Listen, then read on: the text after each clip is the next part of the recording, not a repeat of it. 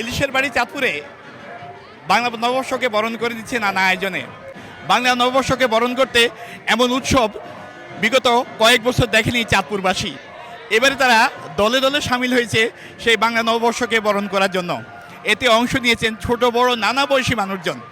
চাঁদপুর জেলা প্রশাসনের আয়োজনে যাত্রা বাংলা নববর্ষকে বরণ করার জন্য এমন বর্ণাঢ্য শোভাযাত্রা স্মরণকালের জন্য চাঁদপুর এটি ইতিহাস হয়ে থাকবে। এতে অংশ নিয়েছে নানা বয়সের, নানা রঙের, নানা বর্ণের হাজারো মানুষ, যাদের পদচারণায় মুখর সেই ভোর থেকে চাঁদপুরের পথঘাট। আর সেই বর্ণাঢ্য শোভাযাত্রায় এমন মানুষের অংশগ্রহণকে প্রশাসন এবং রাজনৈতিক দলের নেতৃবৃন্দরা বলেছেন এটি গণতন্ত্র উত্তরণের একটি পথ তৈরির মাধ্যম। ঐতিহ্য বাংলাদেশের কালচার নিয়ে, এটা কালচার বেস, তো আমরা এটা প্রতি বছর পালন করি। খুব ভালো লাগছে এখানে এসে।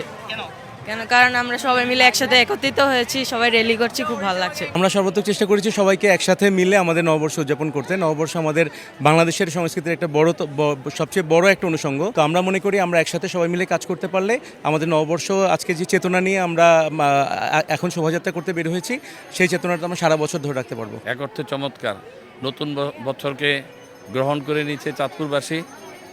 আমরা দোয়া করি আল্লাহর কাছে নতুন সরকার যেন আগামীতে যে প্রতিশ্রুতি দিয়েছে জনগণের কাছে, সেই প্রতিশ্রুতি অনুযায়ী যেন আমরা কাজ করতে পারি, সেই জন্য চাঁদপুরবাসীর কাছে আমরা দোয়া চাই। ধর্ম, বর্ণ, নারী পুরুষ নির্বিশেষে সকলে একসাথে হয়েছে, কারণ আমাদের পরিচয় হচ্ছে সম্প্রীতির বাংলাদেশ এবং আমরা সেটাকে অটুট রাখতে চাই। মানুষজনের প্রতিক্রিয়াও ছিল নানা রকম এবং নানা ভিন্ন নানা মতের মানুষ হলেও তারা কিন্তু এতে বেশ স্বাচ্ছন্দ্য বোধ করছেন।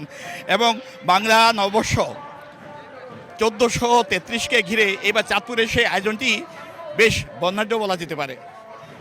ফারুক আহমদ, সময় সংবাদ, চাঁদপুর।